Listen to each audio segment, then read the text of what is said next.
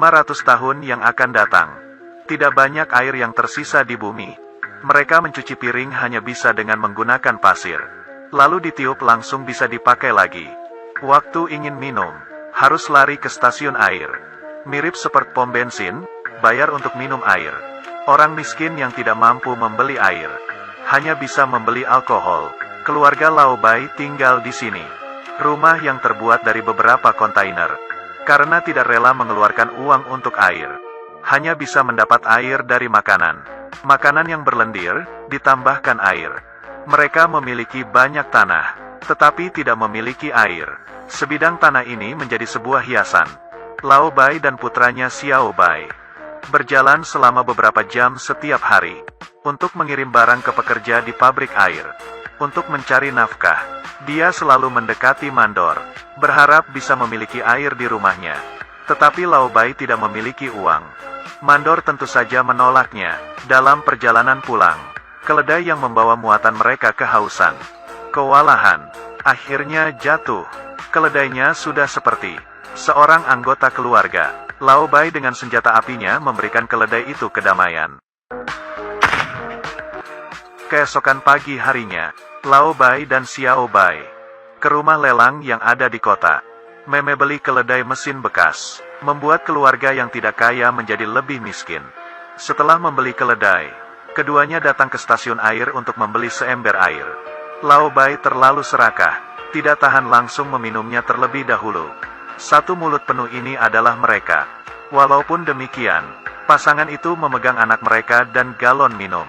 Memberikan mereka beberapa sedekah. Putrinya yang tukang berontak, Xiao Mei, punya pacar bernama Xiao Shuai. Tidak terlihat seperti pria yang serius. Dan dia selalu bertengkar dengan Lao Bai. Tidak hormat pada orang yang lebih tua. Kali ini dia datang, ingin meminjam robot keledai dari Lao Bai. Tentu saja Lao Bai menolaknya. Pria seperti ini membuat cinta Xiao Mei tidak bisa terlepaskan.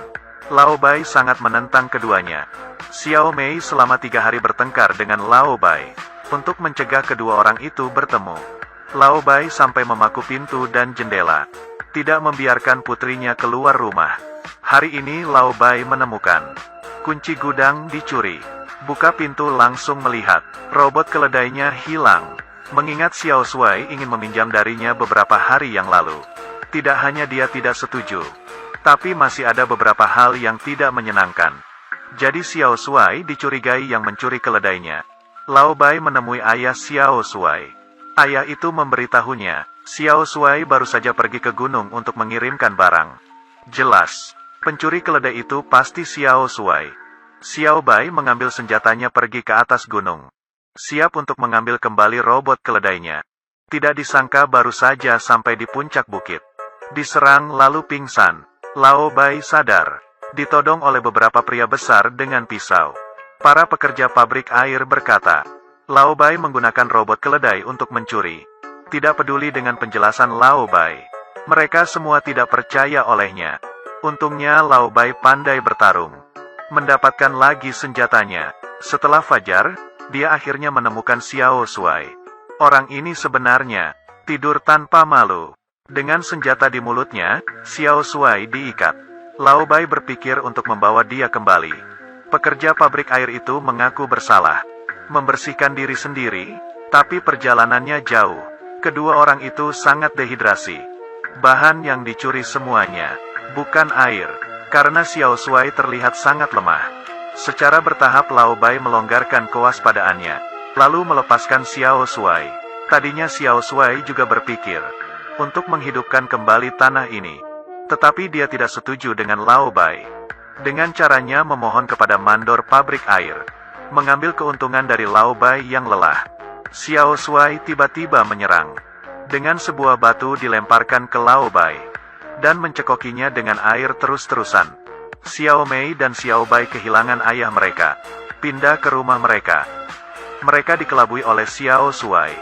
Masih belum mengetahui kebenarannya. Kemudian, Xiao Shuai menemui mandor pabrik air itu, mengeluarkan sebuah pisau dengan namanya yang terukir di atasnya, mengancam mandor untuk membuka jalur air. Jika tidak, dia akan difitnah bahwa mandor yang membunuh Lao Bai. Keduanya memiliki konflik hanya beberapa hari yang lalu. Maka itu semua orang pasti akan percaya. Mandor panik lalu menyetujuinya. Begitu saja, sebidang tanah itu akhirnya mendapatkan sumber air. Xiao Shuai setiap hari bekerja keras untuk menemukan sebuah oasis. Musim semi pergi dan musim gugur datang. Tunas-tunas hijau mulai muncul dari tanah, menghidupkan kembali ladang gandum. Xiao Mei akan menjadi seorang ibu, mengadakan pernikahan dengan Xiao Shuai. Tepat di hari pernikahan, Xiao Shuai yang minum, yang pernah dilakukannya membuatnya tidak nyaman. Hari ini, masalah yang lebih besar lagi datang. Beberapa petugas bank menunggangi kuda, mencari Xiao Shuai, karena kehidupan Lao Bai sebelumnya memiliki banyak hutang. Sekarang mereka ingin mengambil tanahnya untuk membayar hutang. Motor itu sudah akan terbang. Xiao Shuai tentu saja tidak setuju. Untuk mengumpulkan uang kembali, Xiao Shuai ragu-ragu. Dia menipu anak temannya, diambil untuk dijual ke RFZ. Tanpa diduga ternyata RFZ orang yang berbahaya, membunuh seorang teman. Xiao Shuai hampir mati. Untungnya reaksinya cepat. Tapi robot keledai juga kena dalam baku tembak. Sistemnya gagal karena terkena peluru. Memulai prosedur pengembalian otomatis. Dari awal, bisa pergi sendiri ke bengkel. Bos melihat kotak informasi yang ada pada keledai. Langsung mencari anak Lao Bai, Xiao Bai. Tidak diduga robot keledai ini bisa melihat semua yang terjadi. Xiao Bai melihatnya, dan potongan-potongan gambar yang kabur dari ayahnya. Langsung menunjukkan senyum yang lama telah hilang dari wajahnya.